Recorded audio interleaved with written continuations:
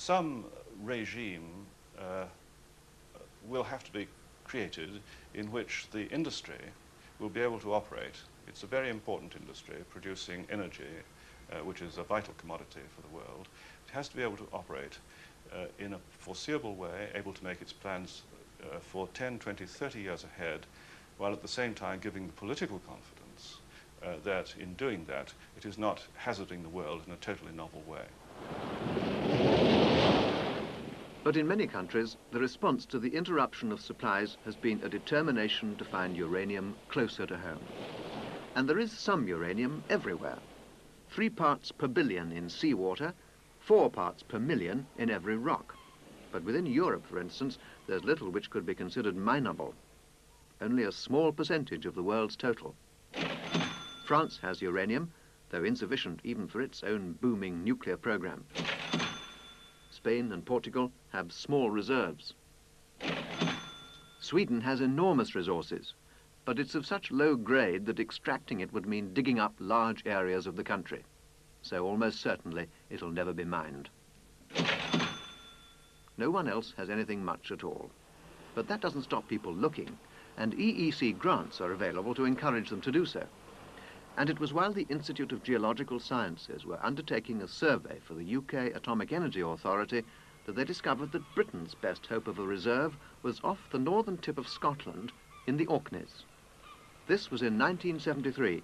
Now the South of Scotland Electricity Board want to follow up this survey with a drilling programme to find out exactly how much uranium there is in the Orkney rocks. They argue that it's only prudent to find out how much we have if we need it.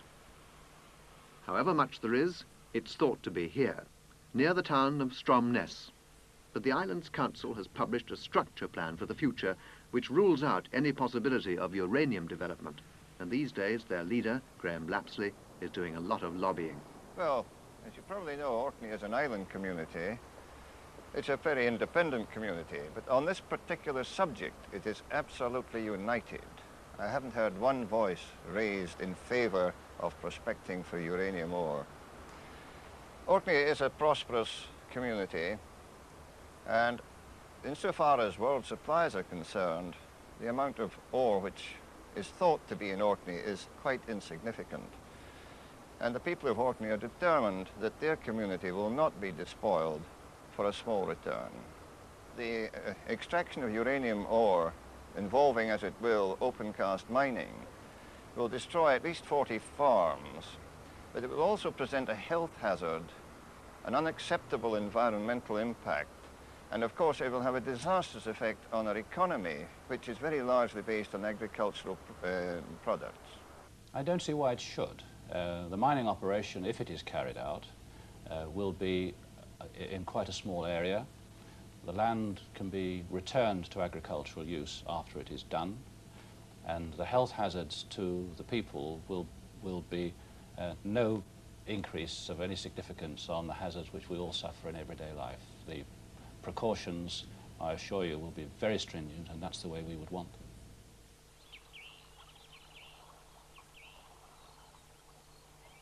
Earlier this year, an examination in public was held to decide whether the Orkneys structure plan could be allowed to stand, whether the Orcadians should be permitted to deny the rest of the country access to their valuable mineral reserves. The report has still not been published, but what if it finds against them? Whatever the Secretary of State may say about our structure plan, there is very little likelihood of anyone who applies for planning permission to prospect or extract uranium ore receiving permission. Wearing another hat as Clerk of the Peace, I wouldn't like to be too specific as to what I think will happen, but I imagine that Her Majesty's government might well be surprised at the strength of reaction. Some of the islanders' concerns are easy to understand, but why, for instance, do they talk about health risks? What is it exactly that they fear? Here on the Colorado Plateau, they've been mining uranium continuously for nearly 40 years. They've had time to learn the hard way about the risks. And what's more, their mines are underground, as geologists insist they could be in the Orkneys. But even if the environment is spared the ravages of the open pits, there are undoubtedly hazards. Uranium is, after all, a radioactive metal.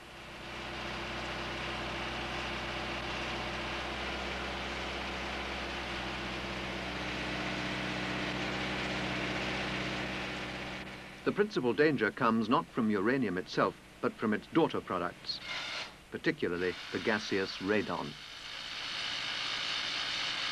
Before the mines were well ventilated, the levels of radon underground would induce lung cancer in as little as 4 to 5 years. Arguments still continue over whether the levels permitted now can be considered safe, and in the States, pressure is mounting for a definitive study. But unfortunately for surrounding communities, the risks aren't confined to the mine. They get carried to the surface along with the ore. And again, it's not the uranium itself which is the problem. On sites like this, 1,000 tons of rock are ground up into a powder, processed and dumped for every ton of the precious yellow cake that eventually emerges from the mill.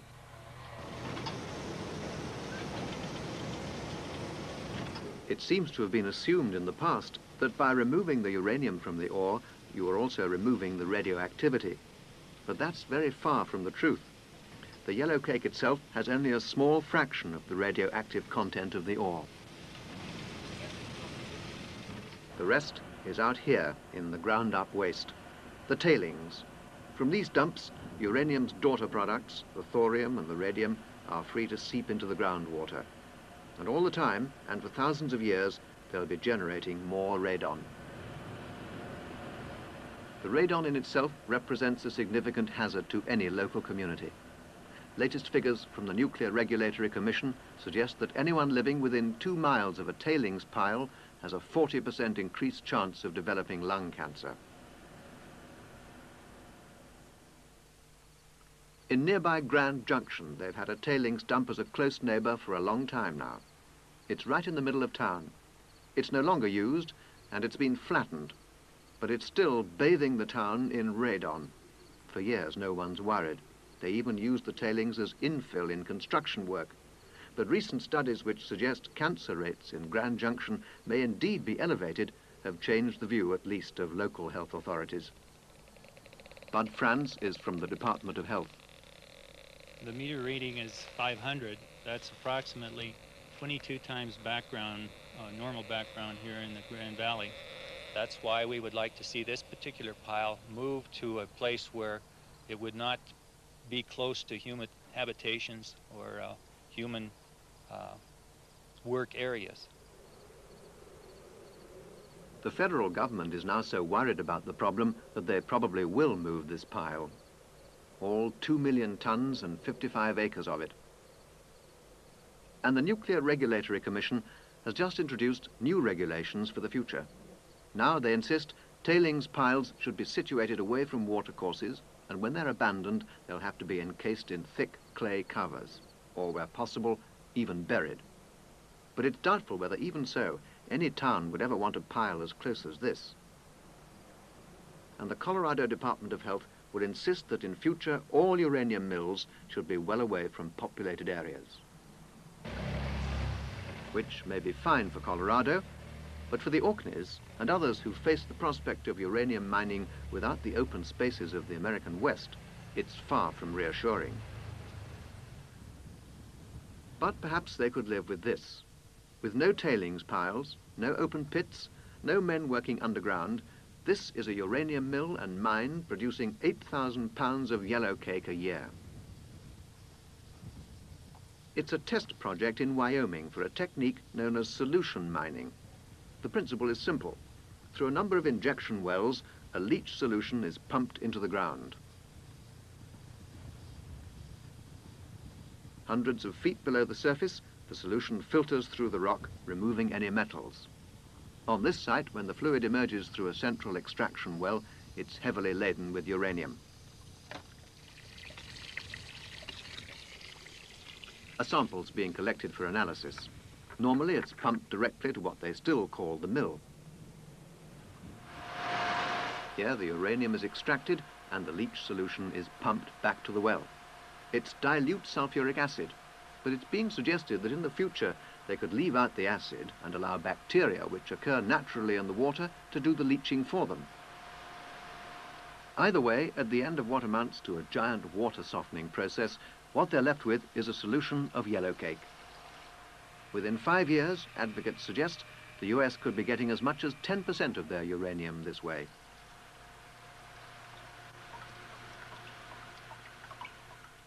The only waste the process produces is a small lagoon of radioactive leach solution. It's thousands of times less in volume than a tailings pile, and when it dries out, the operators claim it could be easily buried in its rubber lining. Of course, there are some drawbacks. Critics point out that by liberating the uranium and its daughter products hundreds of feet below the surface, the chances of contaminating groundwater are greater than with other forms of mining. But the company claim it couldn't happen.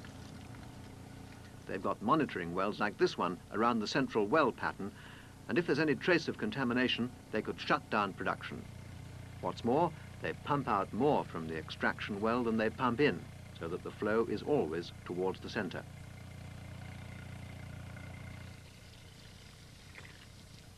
So perhaps sometime in the future, this approach could ease some of the purely physical problems of recovering uranium.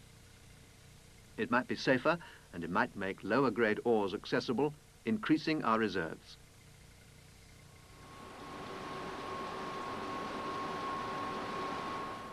But if solution mining becomes commonplace, and communities around the world are convinced that uranium can be recovered safely, and if the uranium men were to ensure that political pressures wouldn't interrupt supplies, and if we can accelerate the exploration effort and find major new reserves, then for just how long could supplies of uranium keep flowing?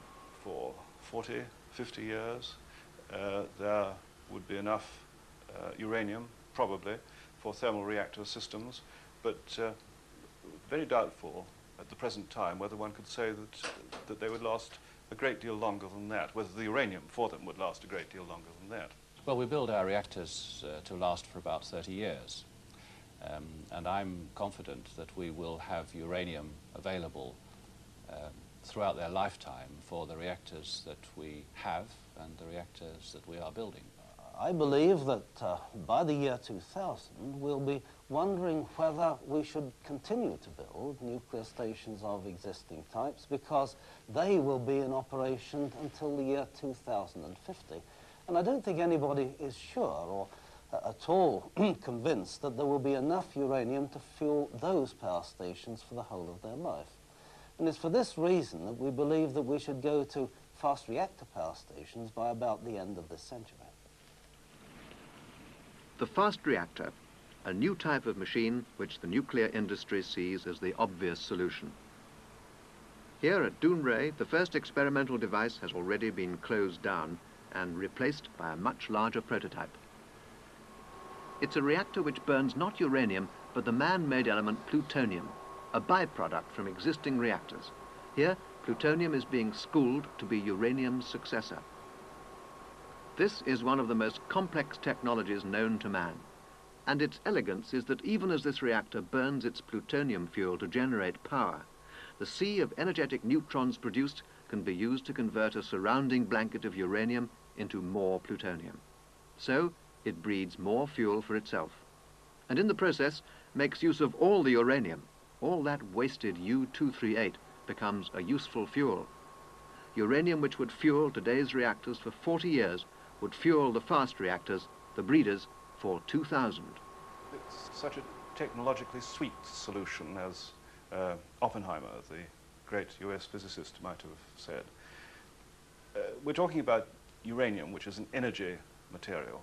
It seems a great pity to throw away 98% of the energy that is available in uranium, which you have to do with existing types of reactors. The fast breeder reactor enables you to capture it all.